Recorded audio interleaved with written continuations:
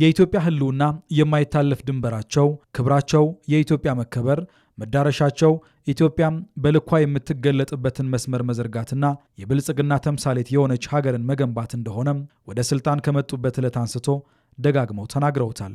ከዚህ በተቃራኒው ለሚቆም መስዋዕት እስከ መሆን የደረሰ ቁርጠኝነታቸውንም የኢትዮጵያ ህዝብ የማይዘነጋው ቃላቸው ነው።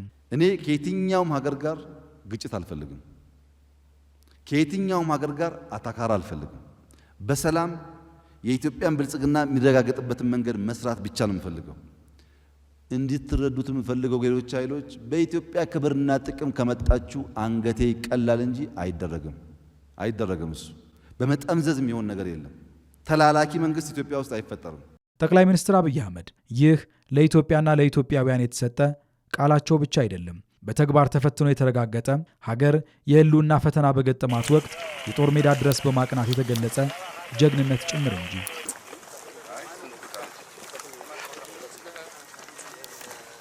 የኢትዮጵያ ክብርና ጥቅምን ለማስጠበቅ እስከ ሞት ፍጻሜ የሚደርስ ቀናኢ ልብ እንዳላቸው በተግባር ያሳዩት ጠቅላይ ሚኒስትሩ ዛሬ ደግሞ ኢትዮጵያ ዘመኑን እንድትዋጅ ያደረጉ የጠላት ሴራን እንደ ጉም ተበትኖ እንዲቀር የሚያስችሉ ባፈጀና ባረጀ እሳቤ መጓዝ ትርፉ ኪሳራ መሆኑን የሚያረጋግጡ ነፃና ገለልተኛ ተቋማት የመገንባት ሂደትን መርተው አሳክተዋል። ኢትዮጵያ እያደገች ያለች ሀገር ናት። የአፍሪካ ትንሣኤ፣ የአፍሪካ ተመልሶ የማደግ ምልክት የምትሆን ሀገር ናት። ከእንደዚህ ያለው ሀገር ጋር ተስማምቶ ተባብሮ አብሮ ማደግ ብቻ ነው የሚያዋጣው። ከዚያ ውጭ ያለው አማራጭ ጥፋት ስለሚያስከትል አንዳንዴ የምትስቱ ቆማችሁ የቀራችሁ ወደፊት መራመድ የምትቸገሩ ሱ30 JC10 ወይም ከዚያ ያለፉ ቴክኖሎጂዎች ሲጠሩ ይሄ ደግሞ ምንድነው ብላችሁ ግራ የሚገባችሁ አሁንም ሚግ 21 ላይ ያላችሁ ሀገራት ደጋግማችሁ እንድታስቡ የሚያስፈልገው ኢትዮጵያ ትናንትና ላይ የቆመች ሀገር አይደለችም። ኢትዮጵያ ነገን ለመዋጀት አበክራ የምትሰራ ሀገር ናት። የማንንም አትፈልግም። የራሷን በየዋህነት በተላላ በአጭር ጊዜ ድል አሳልፋ አትሰጥም። የተሰጠ ካለም ማወራረዷን አትተውም። በኢኮኖሚ በግብርናና በተለያዩ ዘርፎች እየተሰሩ ያሉ ስራዎች ይህንን ጠንካራ የጸጥታ ኃይል ደጀን በመሆን እውን የሆኑ ናቸው። ኢትዮጵያ ጉዞዋ መልከ ብዙ እንቅፋት ጠልፎ የማይጥላት የጠላቶች ሴራና የደካሞች መፍጨርጨር ወደ ኋላ የማይጎትታት ሆናለች። የብሔራዊ ኩራት ቀንዲል የሆነውን የህዳሴ ግድብ ባልበገር ባይነትና በዲፕሎማሲ ድል በመታገዝ ማሳካት መቻሉ የዚህ መገለጫ ሆኖ እናገኘዋለን። ዛሬ በሰማይ በባህርና በየትኛውም ሁኔታ የሀገርን ነፃነትና አንድነት ለመቀናቀን የደፈረ ጠላትን አሳፍራ ትመልሳለች። ለዚህም ከምን ጊዜውም በላይ ዝግጁ ነች። እንደ ዳዊት ያለ ጀግና ተዋጊ ባለበት ዘመን እንደ ጎልያድ ያለ ፎካሪ የለም ማለት አይደለም። የእናንተ ጀግንነት የሚፎክሩ የሉም ማለት ሳይሆን በአንዲት ጠጠር ታራግፋቸዋላችሁ ማለት ነው። ለጠላቶቻችን ያለኝ መልእክት ኢትዮጵያን አትንኩ፣ ኢትዮጵያን አትሞክሩ። ጥቁር አንበሳ ማሸነፍ እንጂ መሸነፍ አያውቅም። ጥቁር አንበሳ አይጀምርም፣ ከጀመረ ከመጨረስ አይገታም፣ አይቆምም። ሰላምን ማጽናት እንፈልጋለን።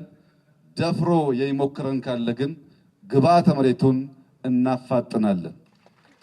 እነዚህ ከዘመን ጋር በመራመድ በልዩና ጠንካራ ሪፎርም ተግባራዊ የተደረጉ የጸጥታና ደህንነት ስራዎች በብቁ ቁመና ላይ ለመገኘታቸው ሌላኛው ማረጋገጫ ደግሞ ኢትዮጵያ ያለመችውንና ያቀደችውን ከማሳካት ወደ ኋላ አለማለቷ ነው። የተወረወሩ የጠላት ጦሮች፣ የባዳና የባንዳ ስልቶችና የተቀናጁ የጥፋት መረቦች ለኢትዮጵያ ስጋት ሳይሆኑ አቅሟን ሳይፈትኑ ከሽፈዋል። የሀገር መከላከያ ሰራዊት፣ ብሔራዊ መረጃና ደህንነት አገልግሎት፣ የኢንፎርሜሽን መረብ ደህንነት አስተዳደር እንዲሁም ፌዴራል ፖሊስ የሳይበርና የመረጃ ደህንነትን በማስጠበቅ ኢትዮጵያን ከየትኛውም ጥቃት የሚታደግ ሙሉ ዝግጁነት ያለው ብሔራዊ ምሰሶ ሆነው ተገንብተዋል። በሰው ኃይል በዘመናዊ ቴክኖሎጂና በአደረጃጀት የላቁት እነዚህ ተቋማት ኢትዮጵያ ሀገራዊ ሉዓላዊነቷንና አይደፈሬነቷን አስጠብቃ ጠንካራ ሀገር መገንባት ስለመቻሏ ማረጋገጫ ናቸው። እነዚህ ተቋማት ለዓመታት ከነበሩበት ከተከፋፈለ አስተሳሰብ ወጥተው በተደመረ አቅም ሀገራዊ ደህንነትን ማረጋገጥ የሚያስችል የላቀ ብቃት ፈጥረዋል። ኢትዮጵያ ከራሱ አልፎ የቀጠናው የሰላም አስከባሪ ደጀን እንድትሆን ያስቻለውም አሁን ላይ የተፈጠረው የማድረግ አቅም ልህቀት ነው። ይህን የተገነዘቡ ሀያል ነን የሚሉ ሀገራት በአፍሪካ ጉዳይም ሆነ በምስራቅ አፍሪካ ኮሽ የሚል የሽብር ስጋትና የጸጥታ መደፍረስ ካለ የኢትዮጵያን አጋርነት የስምሪታቸው አስኳል እንዲሆን ይሻሉ። በአሁኑ ወቅት ቀጠናችን ከፍተኛ አለመረጋጋት ውስጥ ይገኛል። በተለይም እንደ አልሸባብና አይኤስአይኤስ ያሉ አሸባሪ ቡድኖች ቀይ ባህርን እንደ መነሻ በመጠቀም የቀጠናው ሰላም ለማወክ እየሰሩ ነው። ይህንን የጋራ ስጋት ለመከላከልና ዘላቂ መፍትሄ ለማምጣት በጋራ መስራት የግድ ይላል። ኢትዮጵያ መጪውን ጊዜ ታሳቢ ያደረገ የራሷን የቴክኖሎጂ አቅም እየገነባች ትገኛለች። በአቪዬሽን ዘርፉም እየተከናወነ ያለው ኢንቨስትመንት አውሮፕላን መግዛትና ማብረር ላይ ብቻ የተገደበ አይደለም።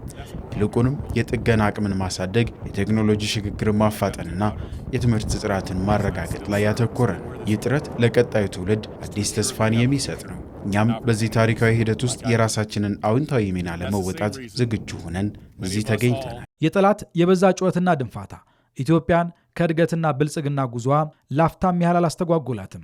ልማቱ አልተቋረጠም። የየዕለት ሴራና ጥረት በደቂቃዎች ውስጥ ይከሽፋል። ጩኸትና መፍጨርጨሩም ከንቱ ድካም ብቻ ሆኖ ቀርቷል። እንደ ተላላኪዎች ፍላጎት ቢሆን ግን ኢትዮጵያ የዛሬ ቁመናዋ ላይ ባልተገኘች ነበር።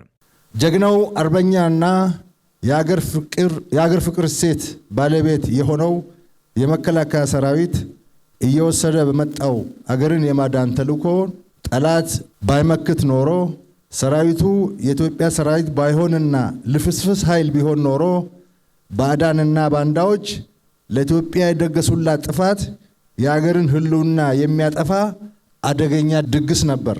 የሰፈር ሽፍታዎች ከአዝማቾቻቸው የሚጣልላቸውን ፍርፋሪ ይዘው ኢትዮጵያም በጊዜ የለኝም የጀመረችውን የእድገት ግስጋሴ ለማደናቀፍ ይቅርና ትላንት በጋድ ዘመናዊ ጦር አሰልፈው ለማንበርከክ ለመጡ የውጭ ኃይሎች ሙከራም አልተበገረችም። ከሞትና ከሽንፈት በፊት ማሰብና ማገናዘብ ይገባልና ለታሪካዊ ጠላቶችም ሆነ ለግል ጥቅማቸው የዳቦ ስም ለሚሰጡ ተላላኪዎች ኢትዮጵያ ከቅጀታችሁ ውጡ፣ የትኛውም አይነት የተቀናጀ የጥፋት ኃይል የብልጽግና ጉዟችንን አይገታውም ከሚል የጀግና ምክር ወደ ኋላ ብላ አታውቅም።